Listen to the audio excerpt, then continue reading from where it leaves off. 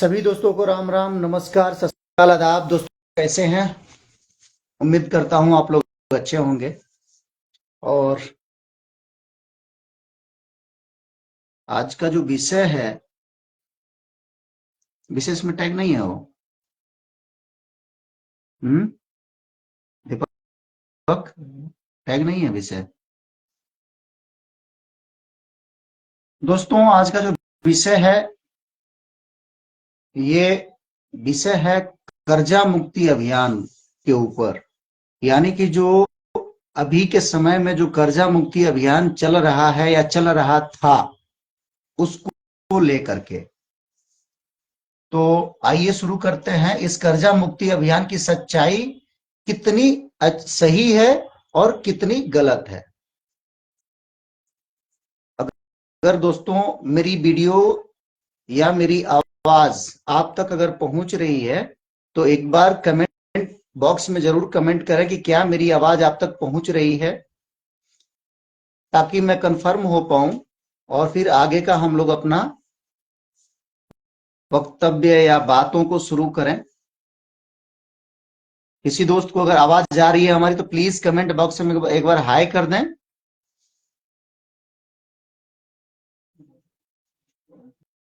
Hello, क्या आप लोगों तक मेरी आवाज जा रही है? तो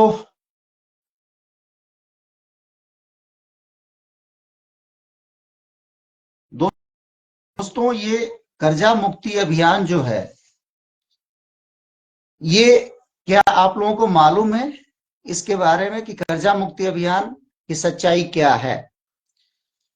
दोस्तों आज जो ये विषय है, कर्जा मुक्ति अभियान पूरे भारत में चलाया जा रहा था अभी कुछ दिन पहले तक, लेकिन आज के लिए तो सीमित हो गया है, जीरो हो गया है।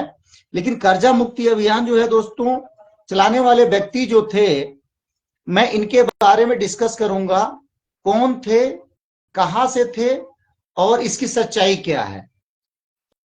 तो अभी के समय में अगर आप देखेंगे, तो उत्तर प्रदेश के गोरखपुर मंडल इस कर्जा मुक्ति अभियान में काफी हद तक फंसा हुआ है। और ये कर्जा मुक्ति अभियान जो है, ये आम पब्लिक के लिए बहुत ही दुखदाई है। क्योंकि आम पब्लिक जो है उसको तो कुछ मालूम नहीं है। वो ये जानती है कि अगर मैंने लोन लिया है तो मुझे भरना है, और भरने के बाद मुझे फिर दोबारा मिलेगा। लेकिन ये बीच में जो बिचौलिए लोग आए हुए हैं, इससे समस्याएं बढ़ गई हैं। जैसे कि कर्जा मुक्ति अभियान जो चलाने वाले लीडर थे साहब, या जो चलाने वाले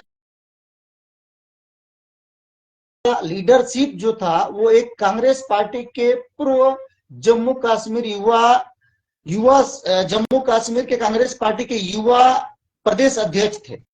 और उनका नाम मैं आप लोगों को कंफर्म कर दूं, उनका नाम जो था दोस्तों, शहबाज चौधरी, जो कांग्रेस पार्टी के युवा प्रदेश अध्यक्ष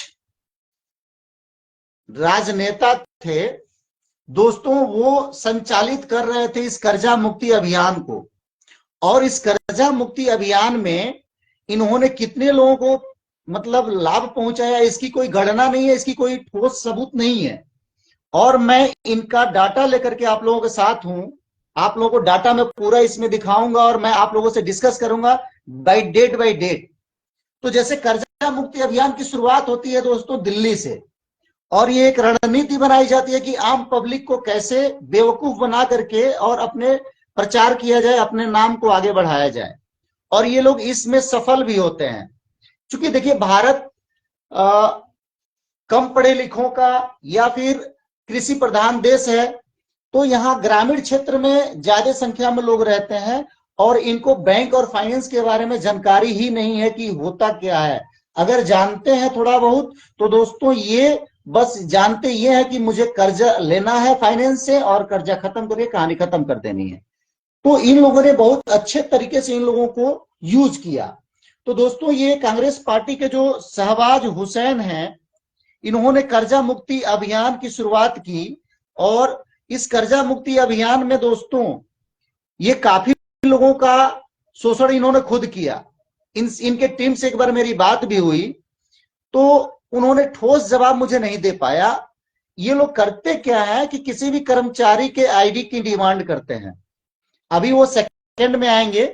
अब मैं आपको डिटेल्स में देता हूं, यहां पे है, आप लोगों को शायद मैं दिखा रहा हूं आप लोगों को पूरी। मोहम्मद शहबाज चौधरी, शायद आप लोगों को स्पष्ट ना हो, आप लोग देख लीजिए, आप लोगों को उल्टा भी दिखेगा।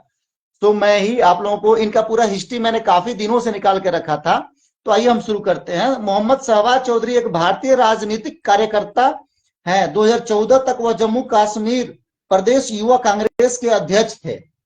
ठीक है, ये प्रदेश जम्मू कश्मीर के प्रदेश कांग्रेस के युवा अध्यक्ष थे।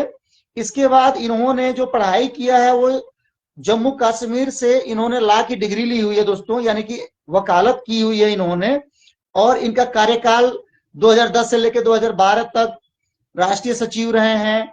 इसके बाद इनके भारतीय राष्ट्रीय छात्र संघ के राज्य उपाध्यक्ष जम्मू कश्मीर के रहे हैं। इस तरह से बहुत सारी इनके पीछे कांग्रेस पार्टी का योगदान रहा है। ये 2014 से संचालित करते हैं और अपने आप को आगे बढ़ाना चाहते हैं। तो ये कर्जा मुक्ति अभियान की रणनीति बनती है 2014 से, और 14 से बनाने के बाद इनकी धीरे धीरे व्यवस्थाएं जो है ग्रामीण परिवेश में उतरना चालू होती है। और इनका दावा है कि हम आपका किसी भी तरह का लोन हो, जैसे पर्सनल लोन हो, बिजनेस लोन हो, उसके बाद आप माइक्रो फाइनेंस से लोन लिए हुए हो या व्हीकल लोन हो, तो बस इनका कुछ शब्द आता है कि आपका फला कानून इस तरह से कहता है और आपको लोन नहीं जमा करना है। और ये ऐसे लोगों को मोटिवेट करके और लोगों को अपनी तरफ आकर्षित करते हैं। तो मैं ऐसे लोगों के लिए बता दूं साथियों, किसी भी बैंक का लोन माफ करने के लिए, किसी भी बैंक का लोन माफ करने के लिए, यानी कि सरकारी बैंकों का पहली चीज लोन माफ होता है। प्राइवेट सेक्टर की कोई भी सरकार लोन माफ नहीं कर सकती है। तो सबसे पहली बात यह कि सरकार को अगर प्राइवेट सेक्टर को भी अगर लोन माफ करना होगा तो उसके लिए फंड देना पड़ता है प्राइवेट सेक्टर को भी। लेकिन ऐसा तो आज तक के इतिहास में नहीं हुआ है कि प्राइवेट सेक्टर का लोन माफ किया गया हो। अब हम आते हैं सरकारी बैंकों के पास। तो आप लोगों को मालूम होगा साथियों कि 2004 में जब कांग्रेस की सरकार बनी थी तो उसके बाद कांग्रेस पार्टी ने ये अनाउंस किया था कि जिस भी किसान का केसीसी का लोन अगर होगा 1000 से लेकर के 1 लाख रुपए तक के बीच में जो भी अमाउंट हो उसको लोन माफ किया जाएगा। तो सोचिए उसके लिए बाकायदे एडवाइजरी जारी होता है। उसके लिए एडवाइजरी के बाद फिर बैंकों को निर्देश जाता है कि भाई आपको जितना भी केसीसी है उसको लोन को माफ करना है। उसके बाद एडवाइजरी जारी होने के बाद फिर किसान से केसीसी के डॉक्यूमेंट मंगाए जाते हैं। फिर बैंक उसको वेरीफाई करने के बाद रिपोर्ट भेजता है सरकार को, आरबीआई को, आरबीआई से सरकार को। फिर कैबिनेट ये डिसीजन करती है कि इतने हजार, इतने लाख, इतने अमाउंट का लोन माफ किया जा रहा है। ये एक सिस्टमेटिक तरीका होता है। आप एक बात बताइए, आप साथियों से ये मैं पूछना चाहूंगा कि जो शहबाज हुसैन जी जो हैं जम्मू कश्मीर के पूर्व प्रदेश अध्यक्ष, जिन्होंने ये दावा किया और ये दावा के साथ कहते हैं कि मैं कर्जा मुक्त करा दूंगा आप लोगों को, तो कैसे वो कर्जा मुक्त कराएंगे लोगों को? क्या शहबाज हुसैन के ऊपर एफआईआर नहीं होनी चाहिए? क्या शहबाज हुसैन आम जनता को, आम पब्लिक को बेवकूफ नहीं बना रहे हैं? क्या शहबाज हुसैन अपने आप को कैसे सिद्ध कर पाएंगे कि मैं सही हूं? क्योंकि एक बार मेरी उनसे डायरेक्ट बात हुई थी, मैं महाराजगंज में था, तो उस टाइम उन्होंने साथियों उनका जो थ्योरी था कि आप आईडी लीजिए, तो मेरा एक स्टाफ गया हुआ था फील्ड में। तो जब मेरे स्टाफ गए हुए थे फील्ड में, उस टाइम मैं विजिट किया तो कस्टमर का कहना था कि मेरा लोन माफ है। मैंने सारा डाटा मंगाया तो उन्होंने कर्जा मुक्ति अभियान का रसीद दिया हुआ था और उस पर लिखा हुआ था कि बकायदे फला व्यक्ति, फला पता, फला एड्रेस, आपका लोन आने वाले टाइम में माफ कराया जाएगा। उस पर भी एफआईआर हो सकता है, क्योंकि लोगों को आप गुमराह कर रहे हैं। तो साथियों मेन समझने वाली बात यह है कि कर्जा मुक्ति जो व्यक्ति अभियान चला रहा है, उस व्यक्ति से जब मेरी बात हुई तो मैंने 3 सवाल उस व्यक्ति से किया कि क्या आपके पास कोई एडवाइजरी है गवर्नमेंट की जिससे कि आप ये जो अभियान चला रहे हो ये सही है या गलत है, मैं कैसे जानूंगा?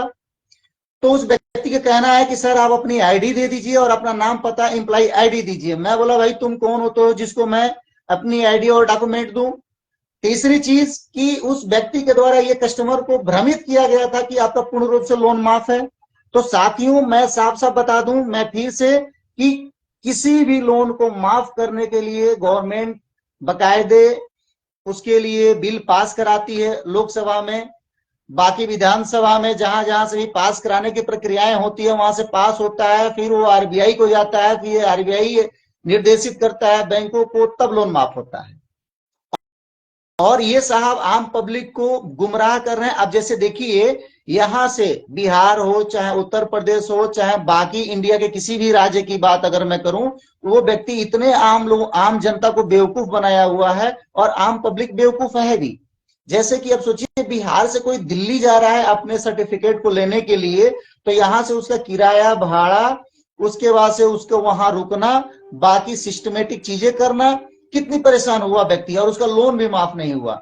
तो क्या उन पब्लिक उन भाई उन दोस्तों से उन महिलाओं से मैं पूछना चाहूंगा कि आप जो ये कर्ज मुक्ति अभियान के मेंबर बने हुए हैं, सदस्य बने हुए हैं, क्या आपको मेंबर और सदस्य बने हुए 1 साल नहीं हुए, 2 साल 4 साल 2 साल नहीं हुए?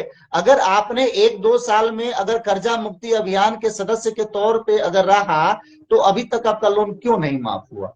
आपको ये क्वेश्चन पूछना चाहिए शहबाज हुसैन से या शहबाज हुसैन के टीम से। ये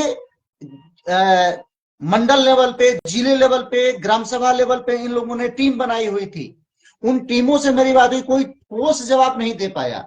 तो भारत में दुर्भाग्य की बात यह है कि भेड़ चाल में सभी लोग दौड़ते हैं और इस कर्जा मुक्ति अभियान के तौर पे आम पब्लिक कितनी परेशान हुई वो पब्लिक अभी तक नहीं समझ पाई कि उस पब्लिक को लाभ क्या हुआ। आम जनता को या जो महिलाएं या जो पुरुष उस कर्जा मुक्ति अभियान के पीछे भागा, उसका समय, उसका पैसा, उसका मानसिक प्रताड़ना, इसके बाद और कुछ नहीं मिला उसको।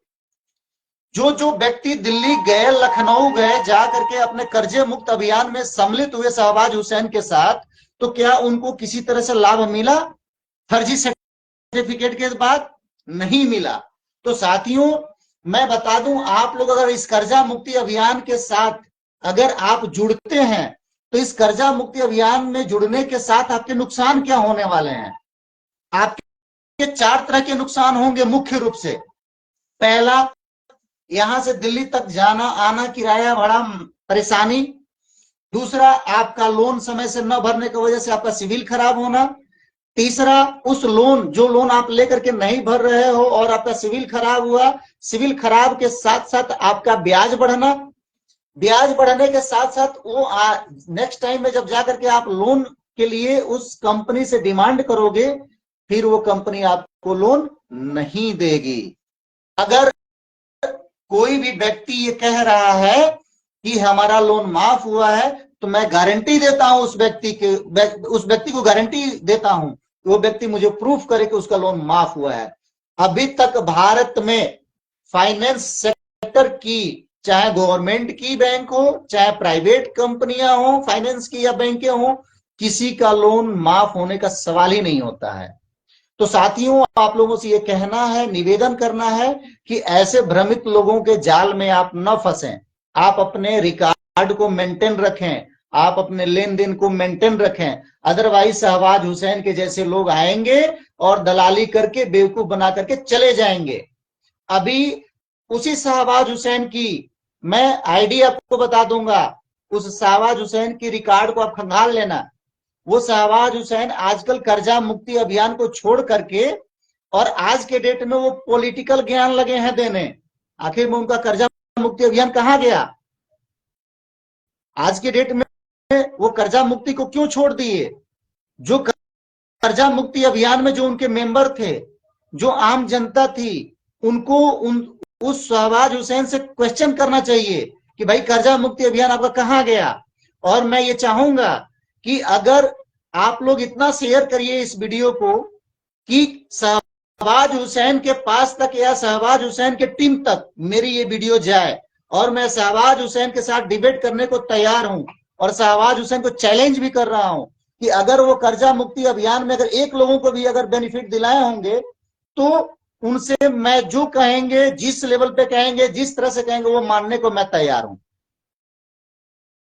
तो शहबाज हुसैन, अब मैं आप लोगों को उनके डिटेल्स के बारे में भी बता दूं साथियों। शहबाज हुसैन के बारे में आप चाहें तो आप सर्च हैं।